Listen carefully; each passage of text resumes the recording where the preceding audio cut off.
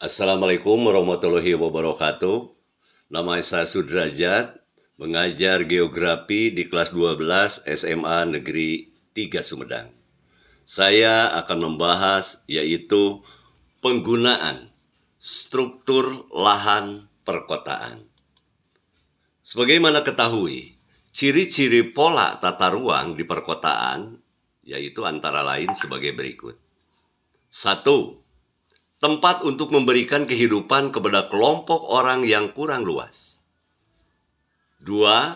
Pola kehidupan daerah kota tidak bergantung pada tingkat kesuburan tanah. 3. Komunitas perkotaan lebih besar dibandingkan dengan di desa. 4. Lokasi kota tidak terpengaruh oleh kesuburan tanah, karena bukan mata pencariannya pertanian. 5. Daerah perkotaan hanya terdapat sedikit tanaman dan cenderung banyak bangunan. 6. Daerah perkotaan umumnya berlokasi di daerah strategis. 7. Udara perkotaan umumnya kurang segar karena terkena pencemaran udara akibat berdirinya pabrik-pabrik dan banyaknya kendaraan bermotor. 8. Penduduk kota lebih padat dan beragam dibandingkan penduduk desa. Dan 9. Pola tata ruang daerah perkotaan sudah diatur rapi seperti jalan-jalan, perkantoran, perumahan, dan pusat perdagangan. Di dalam mengkaji struktur penggunaan lahan kota, dikena beberapa teori yang dikemukakan para ahli planologi dan perkotaan, yaitu contohnya yang terkena dengan teori konsentrik.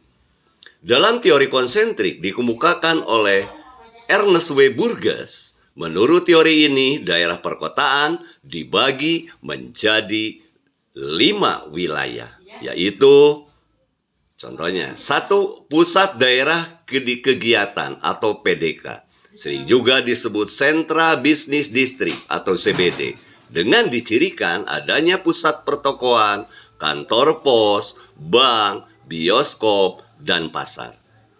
2. Wilayah transisi ditandai dengan industri manufaktur, pabrik, dan pola penggunaan lahan yang merupakan pola campuran. 3. Wilayah pemukiman masyarakat berpendapatan rendah. 4. Wilayah pemukiman masyarakat berpendapatan menengah. 5. Wilayah pemukiman masyarakat berpendapatan tinggi.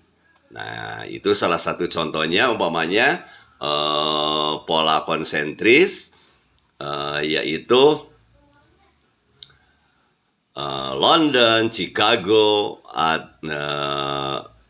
Kalkuta, ya, dan sebagian besar kota-kota di Indonesia. Ya.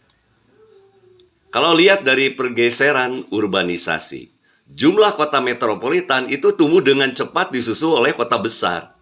Kemudian bisa terjadi penurunan yang terjadi sangat cepat, ada pada kota menengah, sedangkan kota kecil itu tidak menurun. Artinya terjadi pergeseran kebutuhan tingkat pelayanan pada kawasan perkotaan, ya diperkirakan 10-15 tahun mendatang. Juga urbanisasi ke metropolitan. Nah, urbanisasi ke metropolitan, perkembangan penduduk perkotaan terjadi terutama di wilayah metropolitan. Sedangkan pada kota besar justru mengalami penurunan. Penurunan yang paling tajam ada pada kota menengah. Kawasan perkotaan kecil tidak mengalami penurunan. Artinya terjadi ketidakseimbangan sistem perkotaan. Ya.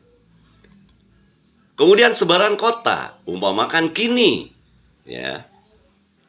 Di sini bisa umpamanya dilihat dari tabel, ya, sebaran kota metropolitan pada tahun 2050 ini diperkirakan tanpa intervensi akan kembali membebani Pulau Jawa dan hanya sedikit tersebar di pulau-pulau lainnya. Nah, kemudian kawasan tumbuh ini bisa, satu, umpamanya bisa secara organik. Maksudnya secara organik di sini pelayanan disiapkan oleh pemerintah daerah. Kemudian pemeliharaan oleh pemerintah daerah. Ya. Pelayanan dapat dikerjasamakan. Juga bisa umpamakan kalau umpamanya kawasan tumbuh secara terencana. Pelayanan disediakan oleh pengembang umpamanya. Pelayanan tertentu diserahkan kepada pemerintah daerah.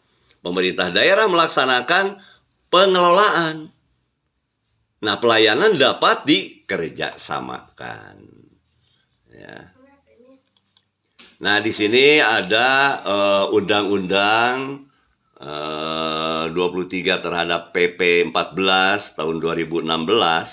Pemerintah dan daerah sesuai dengan kewenangannya wajib melaksanakan pengelolaan perkotaan dengan memperhatikan kepentingan strategis nasional. Nah, perencanaan pengelolaan perkotaan itu dilaksanakan secara terintegrasi dengan terencana atau rencana tata ruang wilayah, rencana detailnya tata ruang, kemudian peraturan zonasi, kemudian rencana kawasan pemukiman, dan rencana lingkungan hunian.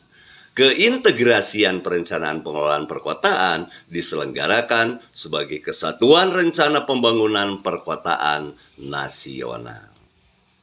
Juga perencanaan pengelolaan perkotaan, umpamanya bisa meliputi perencanaan penyediaan pelayanan perkotaan sesuai dengan standar pelayanan perkotaan.